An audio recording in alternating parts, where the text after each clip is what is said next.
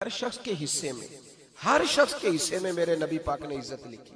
हर शख्स के हिस्से में रसूल पाक ने वकार, रिश्तों को हुजूर ने इतना मजबूत कर दिया, इतना मजबूत कर दिया कि रिश्ते रिश्ते नहीं दर्द बन गए। माँ का नाम आता है तो आंखों में आंसू आ जाते हैं ना, माँ का नाम आता है तो दिल तड़पता है ना।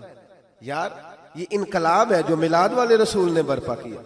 वरना हजरत तारिक इब्ने अब्दुल्ला कहते हैं मैं हुजूर के ऐलान नबुव्वत से पहले भी मक्के आया था। आप फरमाते मैंने एक बूढ़ी औरत को, एक नौजवान को गले में रस्सी डाल के घसीट के ले जाते देखा, तो मैंने उससे कहा कि ये क्या कर रहे हो, कौन है ये बीबी, क्या मसला है? तो वो कहने लगा जी मेरी अम्मा है, बूढ़ी हो गई है, किसी काम की नहीं रही, तो बेचने जा रहा हूँ। चलो किसी के बर्तन जब मांजेगी तो मेरे तो पास कुछ नफा आएगा ना बेचने। ये दास्तानें नहीं। अभी भी जिन लोगों की तबीयत सख्त होती है वो कत्ल नहीं कर देते माँ बाप को। वाकया सुने ना आपने कि अब्बा मेरे नाम जमीन नहीं कर रहा तो मार दिया। जब कलेजे सख्त होते हैं तो काम हो जाता है। एक तरफ वो मंजर था और एक तरफ ये मंजर है कि हजरत हलीमा सादिया रदी अल्लाह ताला अन्हा, उनका नाम नहीं है हजरत हलीमा का मुस्लिम शरीफ में, वो इमाम जुरकानी ने लिखा है, वरना मुस्लिम में ये रवायत अपने असल अंदाज में मौजूद है। हजरत अबू हुरैरा रदी अल्लाह ताला अन्हु फरमाते हैं कि जनाब हलीमा बूढ़ी औरत, सादी औरत। अगर आप कभी मुआशरती लिहाज से हजरत हलीमा का अंदाज देखेंगे ना, तवज्जो है मेरी बात पर, समझ आ रही है आप हजरात को? जो हमारा मुआशरती माहौल है ना, मुआशरती माहौल, तो हजरत हलीमा सादिया रदी अल्लाह ताला अन्हा की हैसियत आज के मुआशरे में अगर देखी जाए तो एक आया, बच्चों को पालने वाली आया नहीं होती, वो आया थी। स्कूल में एक आया होती है, जब बच्चा छोटे हमारे प्राइवेट स्कूल्स में बच्चे जाते हैं तो औरत संभालती है, दूध डाल देती है, कई दफा फीडर भी पिला देती है। बच्चा अगर पखाना पेशाब करता है तो खिदमत करती। ये औरतें उस जमाने में छोटे बच्चे ले जाती थी, पाला करती।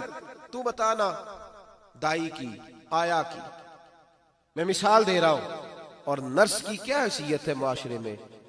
और हजरत हलीमा सादिया जब नबी पाक को वापस लेके आई थी तो चलो कुछ नहीं, लेकिन कुछ ना कुछ मुआवजा भी उन्हें हजरत अब्दुल मुत्तलिब ने अता किया था। जनाब आमना ने उन्हें कुछ, एक माना यह भी हो सकता था कि पैसे दे के ये काम कराया, माना हो सकता था। आज जो घर में अम्मा बर्तन धोती है उसकी क्या हैसियत होती है? वो तो बेचारी जिन बर्तनों को धो के हमें देती है, बाद में उन्हीं बर्तनों में हम उन्हें खाना खाने की इजाजत नहीं देते।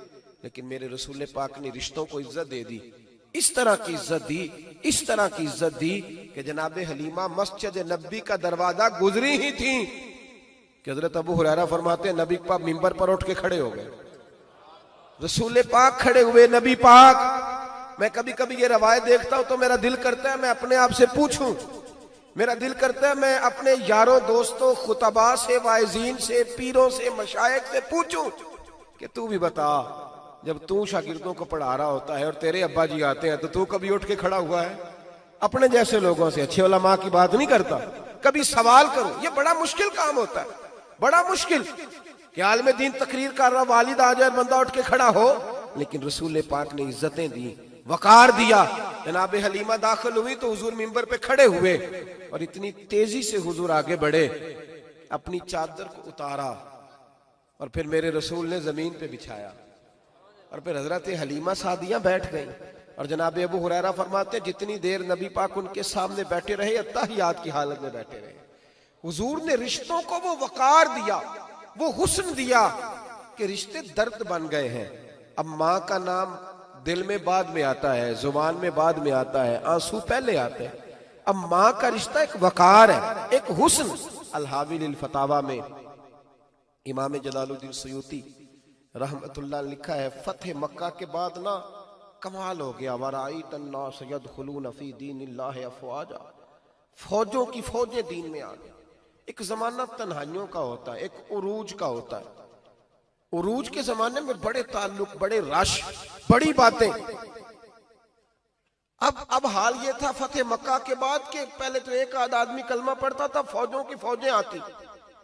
एक दिन ना नबी पाक नमाज पढ़ाने आए मस्जिद में। मेरे नबी पाक सल्लल्लाहु अलैहि वसल्लम जब मस्जिद में आए तो मस्जिद खचा खच भरी हुई, गलियां भी भरी, 10,000 के करीब लोग मदीने में जमा है। हुजूर के पीछे नमाज पढ़ने के लिए। पढ़िए सल्लल्लाहु अलैहि वसल्लम।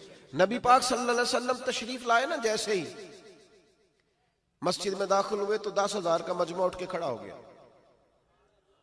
हमारे लिए लोग खड़े होते हैं तो हमारी आंखें पुरनम नहीं होती, बल्कि हम अपना हक समझते हैं।